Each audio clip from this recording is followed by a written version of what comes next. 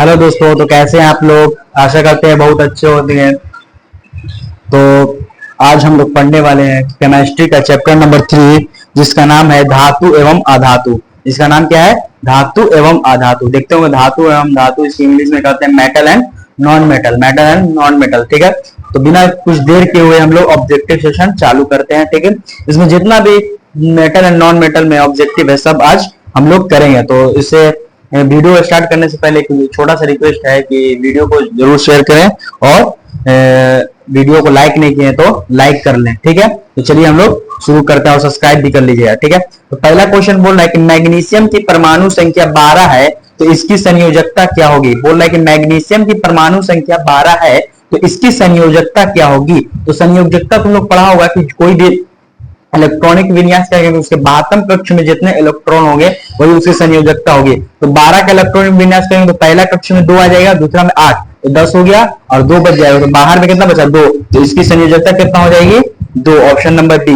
दूसरा क्वेश्चन कह रहा है कि निम्नलिखित में किस धातु का विस्थापन उसके लवण में विलयन के लोहे के द्वारा होता है। तो जब हम लोग पढ़ा है कि Fe को प्लस में कॉपर सल्फेट के विलयन में यानी तांबा में डाला जाता है तो तब होता है विस्थापन, यानी क्या हो जाएगा?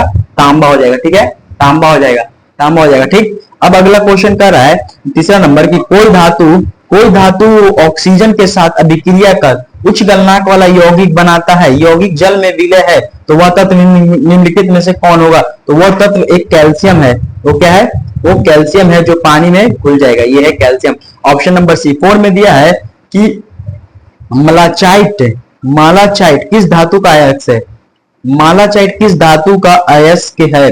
तो मालाचाइट जो है वो malachite option number B, option number B copper का क्यूप्राइड भी होता है, कॉपर का क्यूप्रम भी होता है, क्यूप्राइड, ये सब अयस्क है। एक है मालाचाइट, इसको लग रहा है इंग्लिश में मालाचाइट ये बोला जाता है। ठीक है, 5 नंबर क्वेश्चन कर रहा है कि निम्नलिखित में कौन उपधातु है। निम्नलिखित में कौन का चीज है? उपधातु। तो फेरम क्या है? धातु है, कॉपर भी धातु है, निकल एनआई जो है, एनआई क्या है? तो एनआई भी धातु, निकल एवं क्रोमियम यह धातु है। एएस ये क्या चाहिए? तो अधातु है। तो 5 का क्या हो जाएगा? 5 का हो जाएगा डी। अब 6 में कह रहा है ड्यूरालुमियम किस धातु का मिश्र धातु है।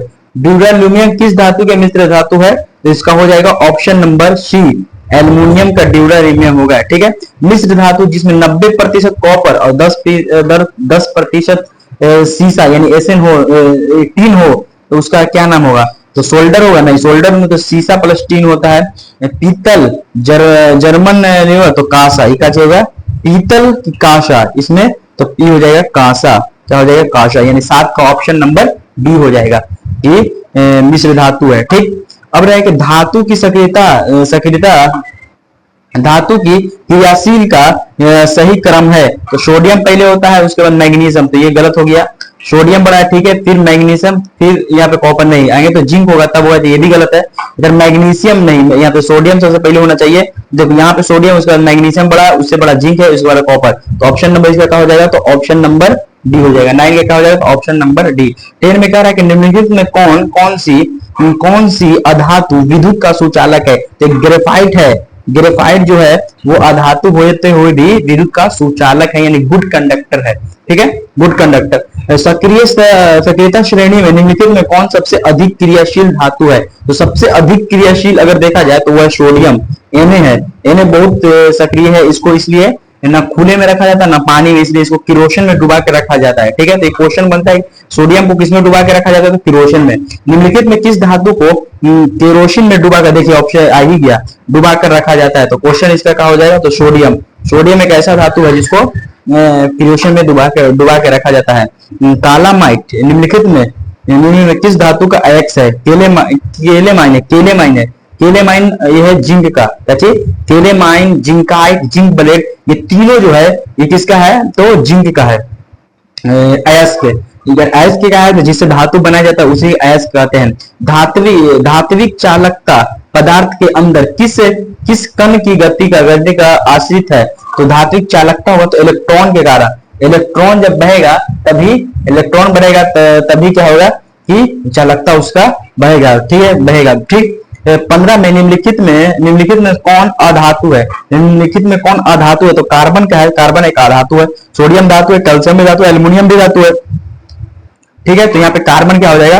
कार्बन हो जाएगा अधातु। कार्बन क्या हो जाएगा? अधातु हो जाएगा। 16 में कह रहा है कि निम्न में कौन सा उपधातु है? तो उपधातु देखो, ई भी धातु है जिंक, कैल्शियम भी धातु है जिंक, जी है, जर्मेनियम क्या चीज है? तो अधातु है। ठीक है, उपधातु है, इसमें धातु और धातु दोनों के गुण पाए जाते, उसे ही उपधातु कहते हैं। जिंक ब्लेड निर्माण में किस धातु का है इसका अभी बताते हैं, तो ये है जिंक का। ठीक, अब बोला कि खाद्य पदार्थ यानी खाने वाले पदार्थ जो होता है उसके डिब्बे पर जिंक की बजाय टीन की लेप होती है, क्यों? जो खाने वाला डिब्बा मतलब कुछ सामान रखा होता है उसमें डिब्बा में वो टीन का बना होता है, उसके लेप चढ़ा होता है, क्यों? आखिर जिंक का कहीं ना चाहते हैं, उसका होगा कि टीन की अपेक्षा जिंक अधिक क्रियाशील है।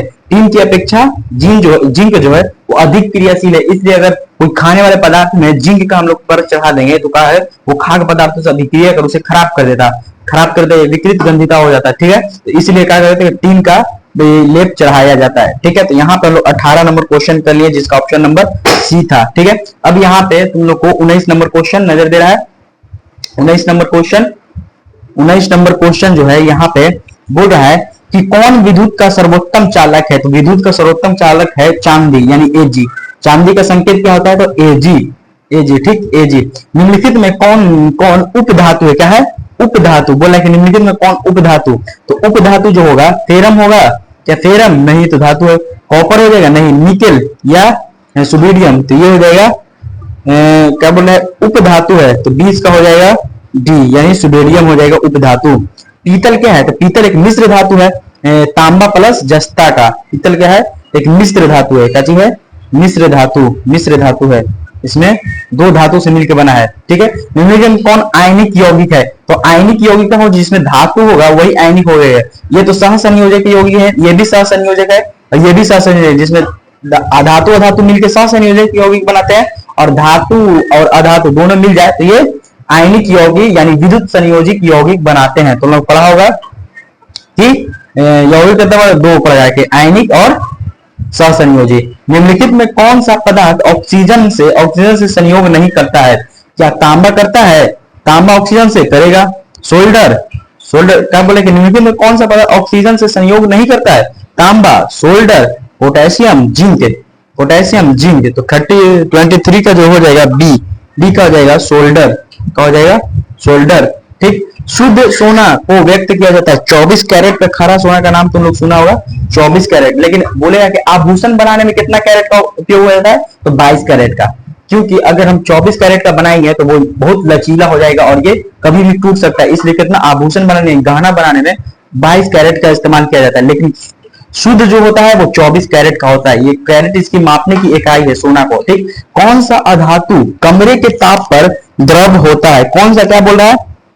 कौन सा अधातु? जब अधातु बोले तो ब्रोमियम हो जाएगा। ब्रोमियम जो है वो कमरे के ताप इसका गलनांक बहुत कम होता है। लेकिन अगर यहाँ पे धातु बोलता तो धातु में एक पारा हो जाता। क्या होता? पारा। समझिए, सीसा और टीन की मिश्र धातु को कहते हैं। सीसा और टीन यानी एक फॉर्मूला है, ट्रिक है, सोल्डर सीटी। क्या चीज है? सोल्डर सीटी यानी सोल्डर बनता है सी यानी सीसा, टी यानी टीन, सोल्डर सीटी यानी सोल्डर बनेगा सीसा और टीन से। ठीक है, सीसा और टीन का मिश्र धातु क्या है? तो सोल्डर का है। क्या चीज है? सोल्डर।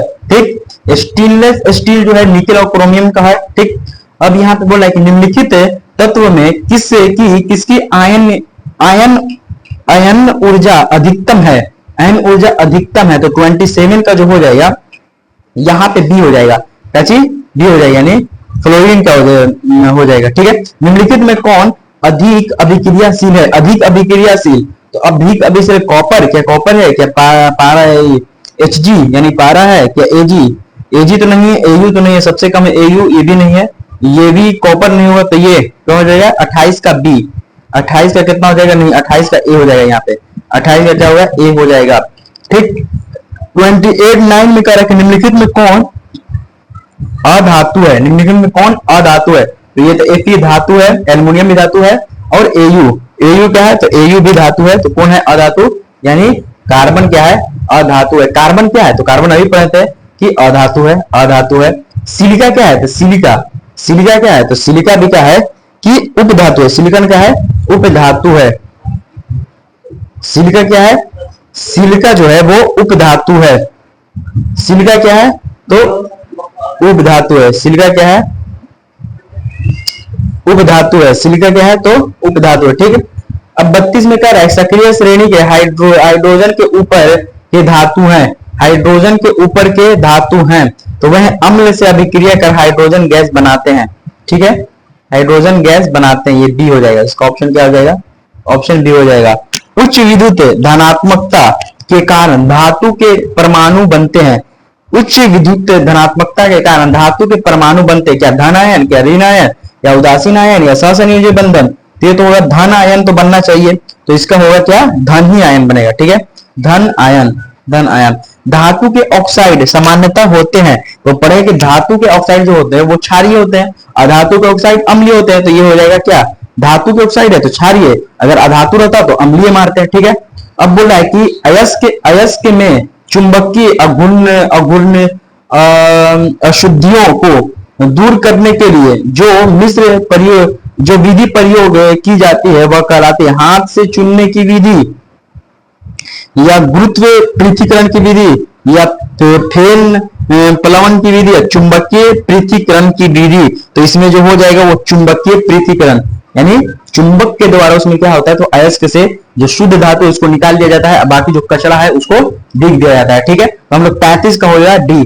यहां तक हम लोग कर लिए। अब यहां तक 36 नंबर क्वेश्चन है जिसका नाम है सल्फाइड अयस्क का सांद्रण किया जाता है हाथ से चुनकर, या निक्षालन द्वारा, या फिर उत्प्लावन द्वारा, निस्तापन। तो ये है निस्तापन द्वारा। क्या हो जाएगा?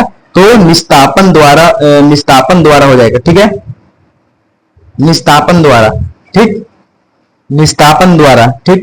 अब बोल रहा है कि निम्नलिखित में कौन एल्यूमिनियम का मिश्र धातु है? तो एल्यूमिनियम जो होगा, निम्नलिखित में कौन एल्यूमिनियम का मिश्र धातु है? मिश्र धातु तो मैग्नीशियम, जर्मन सिल्वर, या पीतल, या कांसा। पीतल या कांसा, तो हो जाएगा इसका मैग्नीशियम जो है एल्यूमिनियम का, एल्यूमिनियम के मिश्र धातु है। ठीक है।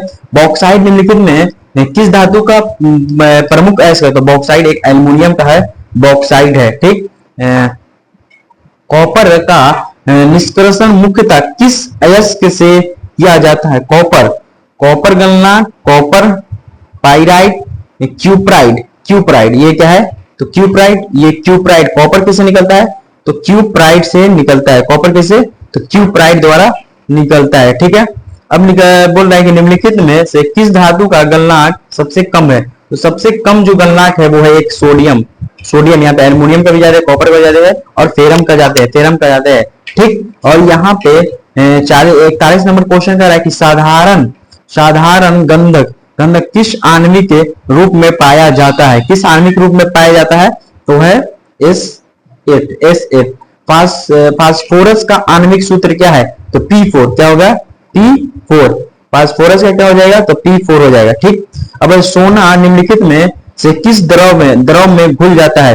तो अम्लराज में, अम्ल सांद्र सल्फ्यूरिक अम्ल में, तो अम्लराज में घुल जाता है। सोना चांदी जो है अम्लराज, दो इसका मिश्रण होता है अम्लों का।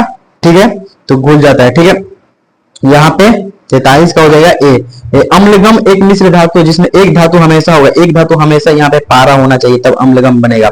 वह धातु जो सिर्फ अम्लराज में घुलती है, एल्युमिनियम या कॉपर या फेरम, एयू यानी सोना, यस यही घुलती है। निम्नलिखित में कौन अति ज्वलनशील है?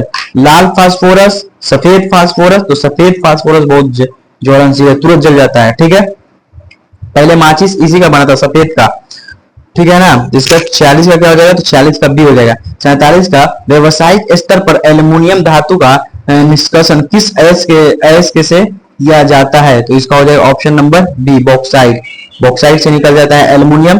अगला क्वेश्चन बोल रहा है कि लोहे में निष्कर्षण चूना पत्थर, कैल्शियम सिलिकेट CaSiO4 एक यौगिक बनाता है, यह यौगिक कहलाता है। तो यह यौगिक जो होगा वो ऑप्शन नंबर इसका यह यौगिक कहलाता है, तो ऑप्शन नंबर डी होगा धातुमल।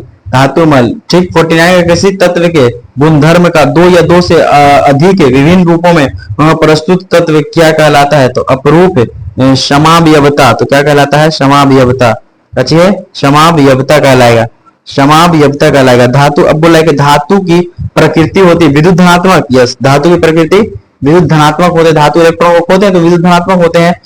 और लोहे, अब बोल रहा है कि लोहे एवं इस्पात को जंग से सुरक्षित रखने के लिए उन पर किस धातु की पतली परत चढ़ाई जाती है, तो वो है जिंक। क्या चीज का? जिंक का। अब लास्ट क्वेश्चन है, ये क्वेश्चन तुम लोग कमेंट करके बताना, ठीक है। ये क्वेश्चन बोल रहा है कि किसी रासायनिक यौगिक में को गर्म करने पर प्लास्टर ऑफ पेरिस का निर्माण होता है। तो तुम लोग अगले ही चैप्टर में पढ़ा था प्लास्टर ऑफ पेरिस किससे बनता है, तो ये कमेंट करके बताना विरंजन चूर्ण या जिप्सम या चूना पत्थर या कच्चा चूना। तो ठीक है, तो आज हम लोग चैप्टर 3 का जितना भी ऑब्जेक्टिव था थ्योरी आई हम लोग कर ली है।